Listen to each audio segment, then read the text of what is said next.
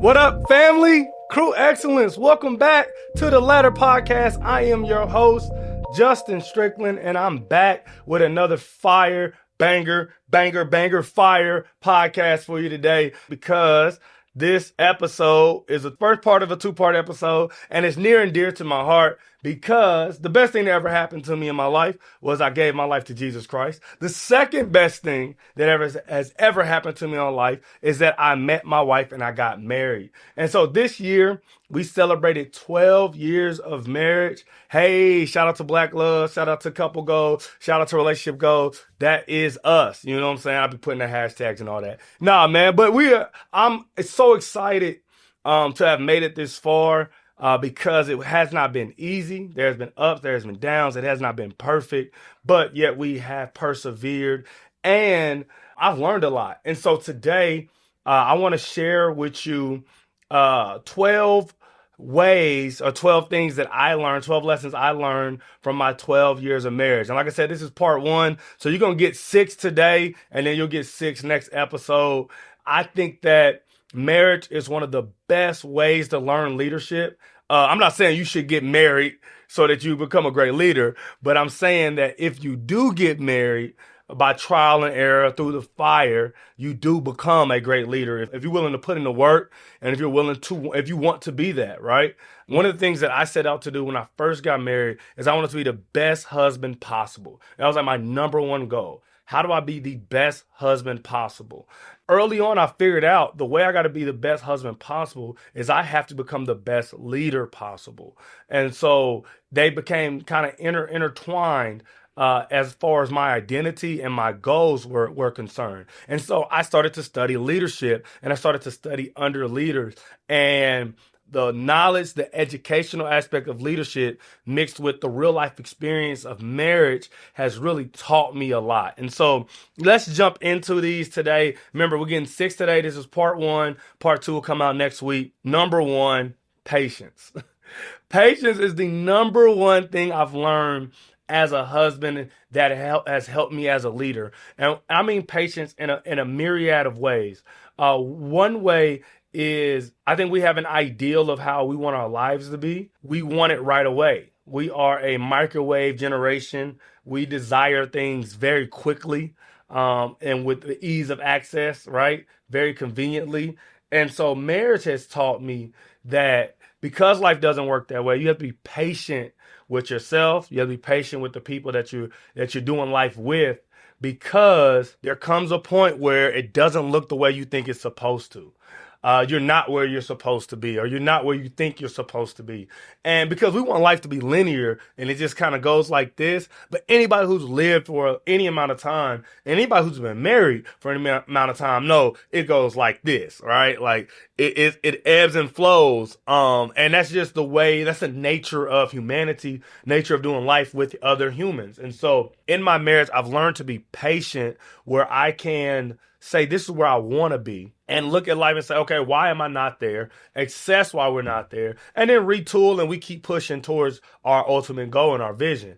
Instead of being so frustrated that we're not where we want to be, that I throw away where we are, and I become antagonistic or disruptive to making sure we get there, which happens a lot of time with a lot of leaders, is they have a vision and they realize that they're not there yet, and they thought they should be there yet, and they blow up the spot. Right? They start being mean-spirited towards people. They start being impatient. They start being basically not who they had been all this time, because they're so frustrated. And it's usually frustrated with themselves, and it's kind of pouring out that we're not where we're supposed to be. Or I think what I've learned is like patience, where I'm like, okay, we're not where I want to be. Why aren't we there? And now we figure it out. Okay. So that's the first thing I learned is patience. The second thing I learned is humility. Marriage will humble you. And what I mean by that is you think you're awesome. Like everybody kind of has a high view of self. And that's just, I think that's natural. I don't think there's anything wrong with that. But marriage will expose you for who you really are. And that is a humbling experience. And humility in the best way, because what marriage does is it allows you to be who you are and not be who you think you have to be, which oftentimes are two different things. And humility says you are who you say you are, and you are valued at that. And so, too often, I feel like in our lives, we either overvalue or undervalue ourselves. What happens in a healthy marriage, let me say healthy. What happens in a healthy marriage is that you all are able to value each other correctly. And your wife will tell you, hey, sir, uh, stop. That ain't who you are, right? Or, hey, sir, be who you are. You minimizing yourself. You're better than that. You're bigger than that. And so what I've learned is humility in a sense where marriage has really helped me value myself correctly. And I think as a leader, that's like the most important thing is to correctly value who you are, your identity, not necessarily what you're capable of, but who you are and understand that. And when you're able to kind of really grasp that, what you're able to do is move forward with a sense of self that allows you to be consistent and to be grounded. And so number three is confidence. So it kind of rolls into it, right? As you learn humility, as you learn to value yourself and you value yourself correctly, then you can step into confidence. And you step into confidence in a way where you know exactly who you are. You know exactly who you are. KB said in one of his records that Jesus loved me, my wife happy, ain't nothing left to conform to. And what he's saying there is like, I have a confidence now because I'm confirmed with the Lord and my wife has let me know exactly who I am and she's happy. And so because of that, I can go attack the world with a sense of I'm coming home to a woman who appreciates to me and a guy who says I'm fearfully and wonderfully made. When you're able to do that, right? When you're able to have that confidence every time you leave the house, every time you log into work, what it allows you to do is deal with rejection way better. It allows you to not chase acceptance, and it allows you to really be your best version of yourself because you're fully confident that that's the best thing that you can do. Sometimes when we don't know who we are and we don't have humility, when we're not able to value ourselves correctly, then we're not able to really know who and what we're supposed to do. But when we have humility, we're given a sense of confidence that we know exactly what we're supposed to do and when and where we're supposed to do it. That doesn't mean we're perfect. That doesn't mean we always get it right, but that means we can be assured that we're doing the best thing that we think that we're doing what we think is best. Okay. We can be assured that we are doing what we think is best. And that's all you can ask for as humans on this earth. Okay. Is that you've taken information, you've taken your skill set and you've done exactly what you think is the best option. Right. And if you mess up, that's what number 4 is for. Forgiveness. I have learned forgiveness, okay? I have learned to ask for forgiveness. And I just saw this clip yesterday. It was a guy he works with college teams, and he was teaching a group of men. It was beautiful. It was a group of black men how to apologize. Well, they were young men, of course, because they don't have wives yet, or you would know. All right? Being married teaches you how to apologize.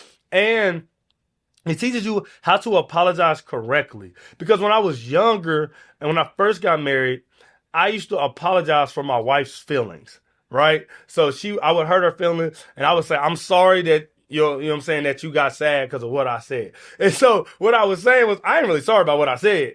I thought what I said was okay. I'm sorry that you took it a certain way or whatever. That's on you. I ain't got nothing.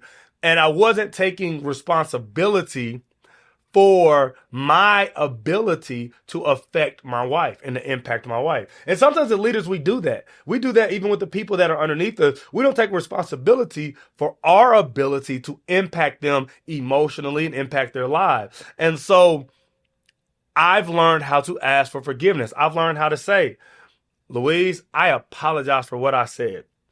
Those were not my intentions. And I would love to learn from this. Can you give me some feedback on what I could have said that could have got the same point across? That sounds like, bro, I ain't saying all that. But if you're able to do that, what you're able to do is allow your wife to give you feedback and you become better. That's the thing about leaders. We should never turn down opportunities to be better. And learning how to apologize and to ask for forgiveness is a way for you to get better. And so I've definitely learned that over the 12 years. I can't even keep track of how many times I've had to apologize. And it's because I'm not perfect. And so when we don't apologize for things that we've done, we are giving on an air of perfection to the people who know we're not perfect. And so it's hard to lead people who know you're not perfect when they see you acting like you are. And as leaders, we don't want people to give up on our leadership because we're faking, right? We want to be a real, authentic leader. And part of being real and authentic is realizing I am not perfect, okay? And so forgiveness is a huge part of that, is just looking around and saying, where can I get better? How did I mess up? Where did I fall short? And how can I ask people that see me, that know me, that wants best for me, how I can improve? That's forgiveness. That's what it looks like. Number 5, I've learned compromise. Compromise in a win-win. I think early on, I was thinking win-lose, right? Where I got to win or she got to win. And whoever win, the other person lose. But that's really not healthy compromise. That's not how it works. That's not how it best benefits you as a team. And so I had to start realizing, hey, we're on the same team. If you win, I win. If I win, you win. There's only 2 options. Either we win or we lose, because we're on the same team. And so as a leader, you really have to really do your best to create win-win scenarios. That's in the 7 Habits of Highly Effective People. Got an episode on that. Go check it out. I'll drop it in the description. But win-wins is what highly successful people are able to create. And that applies from leadership to leaderships all around the area. And it definitely is something I've learned in my marriage. As soon as I stopped thinking win-lose, my wife also stopped thinking win-lose. And it allowed us to not be so defensive when we get into disagreement, or when we have situations where we are not necessarily seeing eye to eye perfectly.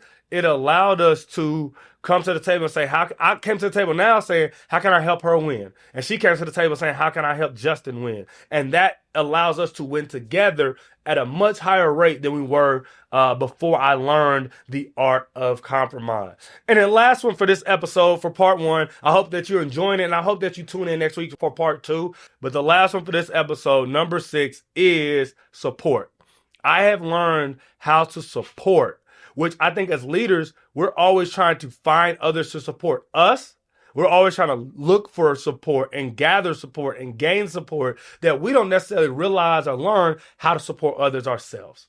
And I think as leaders, that is one of the most important things we can learn, because supporting others will teach you what it looks like and what it means to support others, which helps you as you're trying to gain support for yourself. And so I have always been highly supportive, but through 12 years of marriage, I've really learned the best methods of support. Just because you mean well doesn't mean you're doing well. And so as a leader, I had to learn that. And I had to learn that just because I meant well doesn't necessarily mean that I was supporting my wife correctly or properly or the way she needed to be supported. And so I had to talk to her and say, hey, these are the things that when you say, so one thing that I used to do early on in my marriage is my wife would say in passing that she wanted to do something, or she was thinking about obtaining something or getting something or interested in something. And I would just go do it. And so one of the examples that's burned into my memory is we had a duplex, and we had some land out front. And one day, just randomly, my wife was like, I want to get into gardening. And I was like, don't do it. And she was like, yeah, I think I'm going to get into gardening. So I went and bought a whole bunch of gardening equipment for her. Seeds, plants, plots, shovels, a book. Like, I'm like, if you want to garden, I got you. She never opened it. Never opened a single piece of the tools or equipment or book or anything that I bought her, because she was like, and she told me later, I learned it. She was like, hey, just because I say I want to get into gardening doesn't mean I'm actually going to get into gardening. I was like, well, that's weird, because I'm the opposite. Once I say something, I'm running through it. She's like, I'm just verbally processing. That's one of my thoughts. And I don't know if I'm confirmed or I'm confident in that thought. So you don't necessarily need to do that. I feel pressure when you do that. Not enough pressure to open our garden and stuff, but I feel pressure when you do that. And I feel bad when I change my mind. And I was like, oh, okay. So I had to learn how to support her. So I had to say, when she said something like, I want to get into photography, I would wait and be patient and say, hey, I'm thinking about getting you this so that you can pursue photography. Is that something you'd be interested in? Is that something that you want? And allow her to say yes or no. And I'll be like, okay. Or even if she says she's interested in something, I just let her pursue it. I don't necessarily have to buy anything or purchase class or do any of that thing. I could just say, hey, babe, I support you in doing that. And if you need something from me, let me know. I had to learn how to support her, which as leaders, that's exactly our job, right? Is to make all the people that we're leading lives easier. And how can we do that if we don't know exactly how to support them? And so some people need more or less support. Some people need verbal support. Some people need public support, right? You have to know exactly who you're working with, who you're leading, and how you can best support them. And so I think those things are definitely 6 things that I've learned from being a husband and 12 years of marriage. And the second 6, man, they all good stuff, because I truly believe being married has made me the best leader I could possibly be. Like, and I'm not knocking people who are single and saying you can't learn those things. But what I am saying is one of the ways that I've learned those things is because of being married and wanting to be the best husband I can be. That desire has made space for me to grow tremendously as a leader. And so those are just 6 of the 12. Remember, you got to tune in next week for part 2. If you're not a part of Crew Excellence, join in the description. It is dope, right? We got a group of leaders who just want to be great, exclusive content, exclusive discounts on merch. Join today if you're not a part of Crew Excellence. And you see I got the merch, right? You see that I got the journal. We got the phone case, right? I got mugs. We got shirts, hats.